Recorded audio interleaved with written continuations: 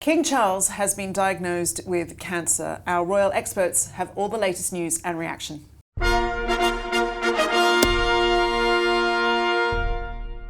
Hello and welcome to a special, unexpected episode of Palace Confidential. I'm Jo Elvin, and here to discuss this twist in the royal health crisis is the Daily Mail's royal editor Rebecca English and the paper's diary editor Richard Eden. Welcome both. And we'll be hearing from the Mail's Robert Hardman later in the show. Now, just before we get started, a reminder that if you want the very latest royal updates and analysis, please remember to press those like and subscribe buttons to stay connected to our channel. Rebecca, gosh, what a bombshell 24 hours. Do tell us first what we know about the King's condition and what we're being told. Well, I think it's important to stress it's actually very positive. I mean, a cancer diagnosis is a shock for anyone. It's a shock for him, it's a shock for his wife, it's a shock for his family. But they really have caught it at a very, very early stage. It's not prostate cancer, but it was discovered as a result of that operation. He went in for the other week for an enlarged prostate. And so my understanding is they found it at a very, very early stage and that the prognosis is incredibly good. Yeah, it's fascinating, isn't it? Because the palace had to decide, particularly in the wake of that openness about his previous condition, they've had to decide how to break the news. And I suppose one factor has been that they haven't wanted the king to be caught in like an underhand way going in for treatment. Exactly, and that's actually something they've stressed to us they really want to avoid. And in being as open as they could be, they have, begged people to give him the privacy he needs and deserves, and actually is entitled to while he undergoes this treatment. And I think, we think back a few years, they would never have even discussed this normally. And I know there are some people who said, why haven't they gone further than confirm he's got cancer? Why haven't they said what kind of cancer it was? And as someone at the palace said to me, it's a real balance between him being head of state and actually his rights as an individual to keep his private medical information to himself. So I think they've juggled that balance very well, I have to say, in what they've told us. It's interesting. I've just come from doing morning television where Richard Madeley said there was a time at TVAM when you were not even allowed to say the word cancer on air. So now we're at a point where our royal family's being open about such a condition. And I think, Richard, it's probably not an exaggeration to say that the news has shocked the nation. And I think a lot of the inquisitiveness is about concern. It really has been a shock. I mean, there's something about the royal family that sort of hits you, almost as if it's a member of your own family. And there's barely a family in Britain that hasn't been touched by cancer at some point. That word, as you said, was almost taboo. The C word, people didn't use the word cancer. And let's be clear how sort of historically important this is. There has never been a monarch of our country where they've said that he had cancer. I mean, remember that, in the case of his grandfather, George VI, he underwent an operation and they just said that it was to do with structural changes to his lungs. He actually had a lung removed because of it was so cancerous. That is a structural change. Yeah, and he wasn't even told himself what had happened exactly. So, for them to make this announcement in this way, it really is sort of momentous. Yeah, and it's like, you touched on it earlier, but it's a bit of a precarious situation for the palace where they have been very open about the King's prostate condition. And now it feels like inevitably they will have to be open about the nature of the cancer. What do you expect might happen? Someone I spoke to that's very close to the King said to me, I think at some point he will probably make his full diagnosis public and probably make full details of what treatment he's undergoing public. As Prince of Wales, he was patron of a number of cancer charities. And that's one of the reasonings behind wanting to talk about this, is because he knows the effect it can have on patients, on their families, and the amazing work that professionals working in this field do. And if this encourages a conversation around these issues, then so much the better. So I think he will, but obviously their focus at the moment is getting him in for treatment and ensuring that he can go on to live a very happy, healthy and productive life. I think an important other factor is the lack of detail that we've been given about the Princess of Wales. and her condition. You know, they don't want that contrast to be too stark. In the case of her operation, they just said it was a planned operation, but they gave very few details. So I think it's tricky if they keep giving, you know, really extensive updates about the king and nothing about our next queen. It's awkward. It's interesting, isn't it? Because, you know, harking back to what you were saying about Charles's grandfather, the less you say, the more other people may start to feel in the narrative, and it will lead to speculation that they are hiding something. I think, you know, that is always a problem. There will always be speculation. But, you know, imagine what it's like to be told that you've got cancer yourself. You know, you've got to take that in.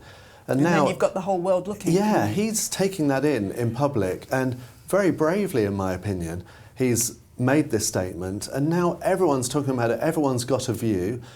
You know, and they'll start recommending treatments. And remember, when we talk about our king, he's the most prominent advocate in the country of alternative health and homeopathy and this type of thing. So, you know, he'll be bombarded with ideas for what he should be doing and this sort of thing as soon as they start talking about treatments. And actually, sorry to interrupt, but I was just going to say that, ironically, today is the anniversary of the death of King George VI in 1952. Really? Yeah, on this day, it was Queen Elizabeth's succession day. So I can imagine this all happening around this time and this very poignant family anniversary. It must be really difficult for the king. It must be so really painful. difficult. And also, you know, physically, he could be out of action for months. And what plans do we know of that have to be suddenly ripped up and redrawn? Well, quite a lot in terms of forward-facing public engagement. So all of those have been either scrapped, or they will need to be they should be rearranged, you know, over the coming months. But this is something the palace are real pains to stress, is this is not him abdicating his duties of head of state. Far from it. He's still working on his red boxes. He's doing, you know, every kind of state duty that's necessary of him behind the scenes. He may even, in the coming weeks, have some private one-to-one meetings. He certainly can continue his weekly audience with the Prime Minister, either in person or over the phone, and same with the Privy Council meetings. So there is still a very full diary for him behind the scenes. He's just trying, because he's been advised by his doctors to minimise public contact just while he's going through, obviously, something as invasive as a cancer treatment. So he's minimising his engagements with members of the public, but he's still working very hard behind the scenes. He is a workaholic. He is, and Richard, we've seen that, haven't we, since he ascended to the throne in all his foreign visits. They've just have barely touched the ground, and what that means, though, if he's cancelling foreign trips, it might sound cold, but we do have to think about the fact that we're losing one of our biggest diplomatic assets, even temporarily. We are, and it's come at a difficult time, obviously because of you know, Catherine being out of action, and the idea was that William would be spending more time with his children and helping Catherine as she convalesces. So, you know, it is a difficult time, and as our head of state, he would, you know, he's our representative overseas. So it is difficult, really. And yes, I mean, Rebecca, obviously he'll be cancelling any skiing holidays, but he has trips to Canada planned, trips to Australia, where my homeland. I know how much they're invested in the health of the king. Will these trips be in doubt? For the time being, but I would stress that my understanding was that Canada would probably be in kind of late spring, you know, end of May. So there's quite a bit of time between now and then. So I think, although it's definitely on hold for the moment, I don't think we should entirely rule it out. And I know from speaking to his aides over the last few months how keen he is to be able to get out, particularly to Canada, particularly to Australia, and hopefully New Zealand, which are, you know, countries where he is still head of state and has a great deal of time and emotion invested in. And what about the forthcoming Commonwealth meeting in Samoa? How's that looking? Yeah, I mean, I know he would be particularly keen to visit that, to attend that, because obviously that? It'll be in the autumn, October time, because it's his first, it will be his first CHOGM as head of state, because they're biannual events. But that is going to be a very gruelling trip, because he would go to Australia and then go out to Samoa. So they're going to have to think very carefully about that. But I think they just need to see how the next few weeks go and then more firm decisions can be made. He's certainly planning to. Wow. I mean, Richard, I don't envy the person who had to tell the workaholic he needed to slow down a bit. How do you think he's just taken the frustration of not being able to work? No, I mean, poor man. Imagine if it was, you know, at our place of work, if someone had this diagnosis, their bosses would say, you take as much time off as you need, don't feel the need to work, you just do what you like. But the king will feel this immense sense of duty, and particularly being new to the job and having prepared his whole life for it. And doing, by all accounts, a really good job. Yeah, you know, he'll be desperate to do as much as he can. And, you know, Queen Camilla's been stressing that on every visit she's been on over the last couple of weeks. She's been saying, you know, yes, he's keen to get back to it and that sort of thing. But my goodness, someone does need to say to him, look, Your Majesty, take it easy. You don't need to do anything. And luckily, you know, we're in a good position. He has a very good heir to the throne in Prince William who can step up. But even just listening to Rebecca, that list of the light duties sort of made me feel a bit tense for someone who has cancer. You have spent a lot of time in the company of the King and Queen. What do you imagine he's going through and how he's feeling at the moment? Well, I reported in today's Daily Mail, I spoke to a very close family friend yesterday who said, look, people shouldn't panic. It is come as a shock and it is a serious diagnosis, but you wouldn't know it if you saw him. From what they hear, he's up and about, very chipper, very positive. They said the reason why he's not appearing in public is nothing to do with any kind of frailty or any issue with his condition. It's just being sensible and trying to minimise his contact with you know, members of the public just while he's undergoing this very invasive treatment. But they said, you know, honestly, to look at him, you really wouldn't know anything was wrong. So he's very chipper and very positive about it. And you know, look, he will take the doctor's advice. He's going to manage things as best as he can. But as I say, he won't slow down. Not nearly as much as anyone else would expect him to. I mean, you never know. I mean, I hate to say it, he might be forced to. Richard, the palace has been positive, but I don't know anybody whose life isn't touched by cancer in some way. And it can affect people, the treatment, in different ways. Kind of inevitably, there will be days where he might not be up to it. Yeah, I mean, obviously the palace hasn't said what type of treatment he's receiving, but what we do know for a fact is that, you know, all cancer treatments are gruelling and difficult, and you wouldn't expect someone to work hard throughout that. You would want them to rest as they see fit. So they should find some way of relieving the pressure on him. But interesting, sorry to interrupt, Joe, but I was going to say that they really have been at pains yesterday to make clear that they don't expect any circumstances where they would require a counsellor of state to step in for him. Even though they've obviously rejigged the systems, there are more counsellors of state if he need to call on, such as Prince Edward, Princess Anne, but they're still saying absolutely not. Frankly, that's a relief you're saying that, with Prince Harry rushing back from California. I'm pleased you say that. I did think of you with the whole councillors of state issue, but I mean, Rebecca, his team are probably sort of like looking at reducing his schedule no matter what he wants. They are, but they always have a fight on their hands. Yeah. You know, he knows what he wants to do and will get on with it. I remember, I think once it was around his 65th birthday, doing a kind of exclusive chat with the then Duchess of Cornwall. And I said, oh, what are you going to do to celebrate His Royal Highness's birthday? And she said, she kind of rolled her eyes and said, I'm going to have to stand there jumping up and down with a placard in the air saying, darling, it's your birthday, will you just stop? I'm here. You know, even she knows him that well that she would say, he'll do whatever he feels that he needs to do, and we'll just have to all, you know, be swept along with him. And do you think, much like his mother, we've talked many a time on the show about her feeling that sense of duty so greatly, he probably will feel beholden to the state in that way and wanting to not be seen to slow down?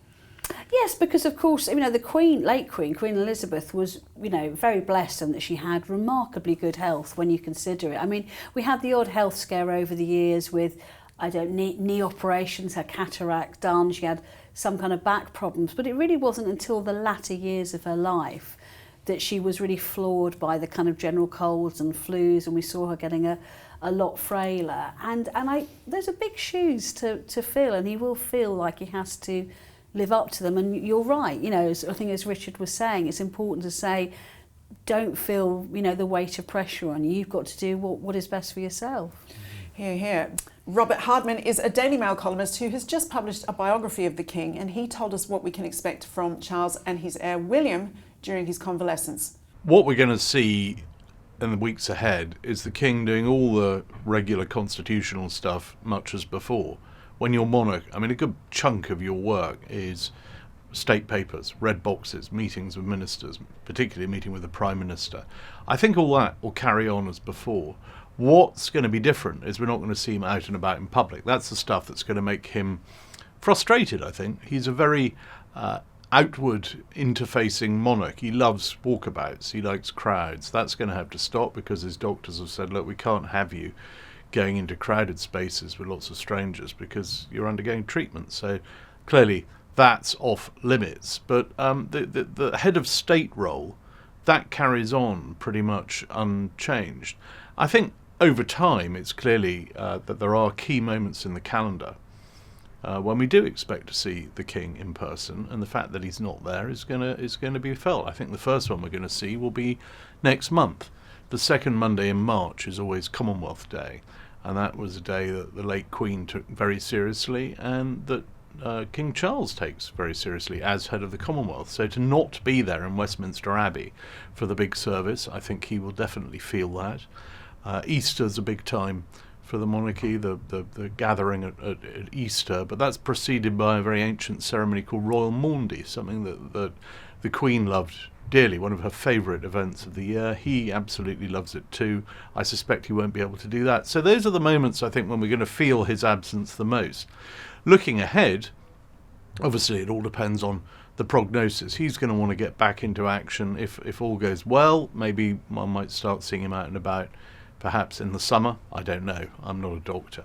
But certainly, his feeling will be as soon as I can get out and about, I will. But in the meantime, I think we are looking back really at kind of COVID era protocols. Don't forget, he was the first member of the royal family to go down with COVID-19. He battled his way through that with barely a grumble. In fact, his fortitude rather gave heart, I think, to a lot of people. And even from his sickbed, I remember he was opening Nightingale hospitals by Zoom. So I think if he can do it, he will do it. We just might not be able to shake his hand while he does it. I mean, what we have to remember is that as Prince of Wales, as Prince Charles, he was deputising at major events for his mother for 10 years. The first major event where he stood in for her was in 2013 when she'd given up long-haul travel, and so he went off to represent her at the 2013 Commonwealth Summit in Sri Lanka. And gradually over time, as Prince of Wales, Prince Charles would take on more and more of these duties. But never never the central duty, never the absolute constitutional epicenter, which is that role of dealing with prime ministers, appointing prime ministers, ensuring the good governance of the country. That's not going to change, and Prince William knows that. But he'll be doing a lot of the heavy lifting. There's a lot falls on his shoulders. I mean, there will be fairly soon. We could end up with something of an honours log jam, because every honours list, there's one at New Year, there's one on the monarch's birthday in June. That's another 1,500 people on the list of those who need to receive their decorations. That's one of the many things that Prince William's going to have to do more of. World leaders come and they go, and they come visiting. They need to be recognised by the head of state. If the head of state can't meet them, then it's going to be the Prince of Wales. There are important state moments, whether it's things like the birthday parade, the trooping the colour in the summer, or laying the wreath at the cenotaph in November. All these things are key moments where the monarch steps up, and if he can't, if he's laid low for medical reasons, then that's a moment for Prince William. I think over the last few weeks, the palace has been very front-footed with its language. Whoever thought you'd see the words enlarged prostate in a palace bulletin? But we have. We've been told a great deal more than we are used to. Some people have said, well, we have the right to know what sort of cancer has the king got and what's the prognosis, that sort of thing. I think every patient is entitled to some sort of privacy. The minute you start telling everything, then that sets a precedent. You've got to keep telling everything. So I think they want to hold some things back. If we need to know about a dramatic shift in his condition, then I think we will be told. But for now, I think we're certainly hearing more about the state of our head of state than we've heard before. Robert Hardman there, whose book Charles III is out now. Now, Rebecca, interestingly, just before the King's announcement came somewhat unexpected news that William would be returning to duty. Of course, we were expecting to be tending to Catherine, now, which is a reminder that there's often more to royal communications than might first meet the eye. Well, might I say cheekily, it wouldn't be a surprise to Palace Confidential readers, because I might have happened to mention it in last week's programme and said I would not be surprised. Sneaky scoot monster. If he made a return to duties this week. I had an inkling that he would, but I just didn't know what. But yes, in fact, yesterday morning I thought that was going to be the big story I was writing that day, is that Kensington Palace informed us that he would be back to duties on Wednesday, conducting an investiture at Windsor Castle, and then going on to to attend a gala fundraising evening for the London Air Ambulance, of which he's patron. In fact, I'll be at that event with him on Wednesday, so I can tell you all about it when we film Palace Confidential on Thursday. Amazing. But you're right, I mean, I do think there's some joined up thinking there, that he's going to get back out there and support them. And I understand he's going to actually undertake some investitures for his father over the next few weeks, the ones that the King would have been expected to do. He and Princess Anne will be sharing them. Wow, I mean, Richard, obviously the main concern is the King and his health, but it's like it's suddenly a big moment and a lot on William's shoulders. It is, and it's really not something he's particularly encouraged or welcomed, in the sense that he's never been in a rush to be king. I think he's been really enjoying the chance to spend time with his children as they grow up, and and help groom and teach the future King, Prince George. So he will do it. He's got a great sense of service.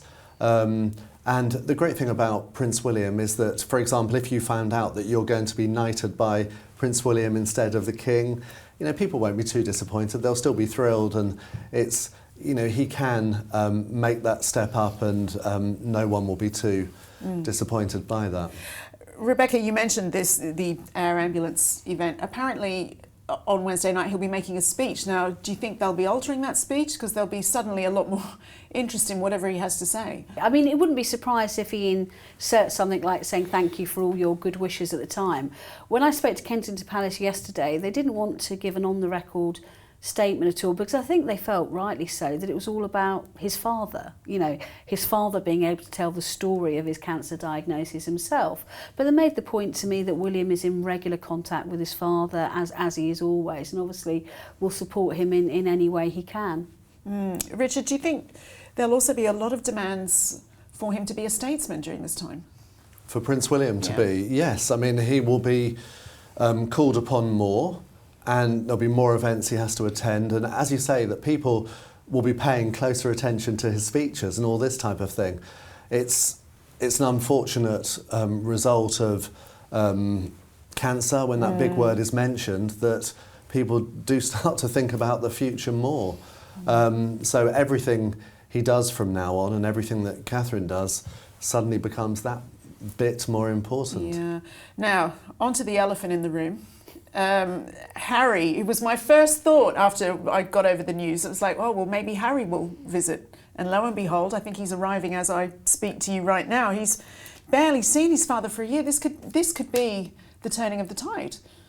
Yeah, I suspect by the time this programme's broadcast, he'll be in the UK, because he was spotted at an airport in Los Angeles flying, and his spokespeople made clear that he had spoken to his father, and in fact, indeed, we were guided by Buckingham Palace that the King had spoken personally over the phone to all close family members, including his siblings and his both sons, to tell them the news personally. I think what's really interesting is, certainly as I was posting about this on social media over the last 24 hours, there's been a lot of hostility to the idea of Harry coming to the UK, and I do understand that because of what's happened in recent years, and I think the the King is probably a more forgiving person. I think I would be in that situation, but I think it's important to stress that he is his son at the end of the day. It is his flesh and blood, And the one thing that everybody I've spoken to who knows the King has said is he's always left the door open to Harry. He's not running after him, and he is very angry about some of what has happened over the last couple of years, but he's his son and he loves him. And I think something like a cancer diagnosis tends to clear away a lot of debris and help people focus on what's important in life. Exactly. And you know, at the end of the day, it's not us. It's not up to us as the public to forgive Harry. It's actually up to whether the King wants to do that. Now, Richard, I don't think anyone was surprised to know that Meghan won't be accompanying Harry on this trip, and I've already read some reports that some courtiers are reported to be relieved about that. Yes, I'm not surprised. I mean, frankly, it would be very odd for Meghan to come. And remember, this is a woman whose father had serious health problems of his own. He had, you know, heart operation, and you know, she didn't go to see him. Harry still hasn't met him. So, you know, we need to put some context. You know, this is obviously great concern about Harry's father, but, you know, what about Meghan's father too? Well, and also there's still the question of the relationship that Charles has with his Californian grandchildren. It feels like the pressure will mount for the family to find some way to reconcile. I think the pressure will mount, but I'm not sure having young children around someone who is undergoing treatment for cancer is necessarily a good thing, both, you know, practically and emotionally, although I'm sure the King would love to see his, you know, grandchildren very much. I also think as well that there's a lot for them to go through or to work through as a family, but I think obviously being in the same room together is a start.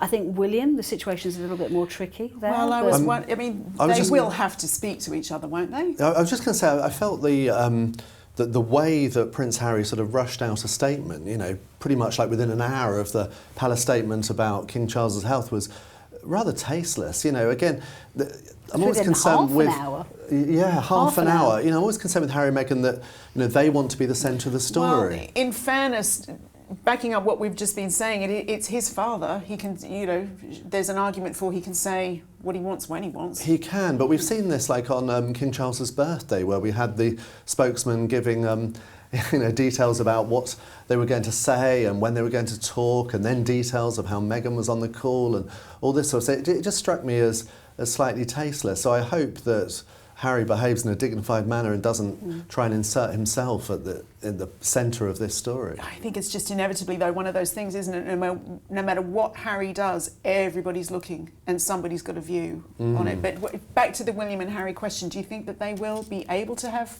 some civil words, some heartfelt words? I think it may be a bit like after their grandmother, Queen Elizabeth's death, in the sense that William may go through the motions and everything, and there could be some small talk. But, you know, I think this is a great opportunity for Harry to apologise, to say to his father, you know, I'm sorry for all the hurt we've put you through over the last few years. This would be a perfect opportunity.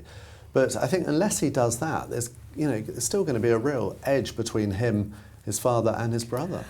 It's going to be a fascinating few days, that's for sure. But Rebecca, to other royals now, and Camilla has kept herself busy, very busy diary, including a cancer-related engagement last week. That must have been so hard. Yeah, I've done a big piece on Camilla in today's Daily Mail about, you know, excuse my language, what someone said to me, you know, what a bloody brick she is and has been. And I think Camilla is one of these people, I think, history will show her to have been quite badly misjudged by some people. She's the epitome of the stiff British upper lip. She is rock solid for the King in terms of her loyalty, her love and her support. And I was told, and I revealed in today's paper, that the King has known about this diagnosis now for just over a week. So he will have known it when we saw him at Sandringham waving to members of the public on Sunday. But almost as importantly, the Queen will have known it all last week when she left hospital with him on the Monday. She had engagements on Tuesday, Wednesday, Thursday and Friday. She politely answered well wishes. Oh yes, he's doing fine, you know, he's doing as well as he can be, wants to get back to work.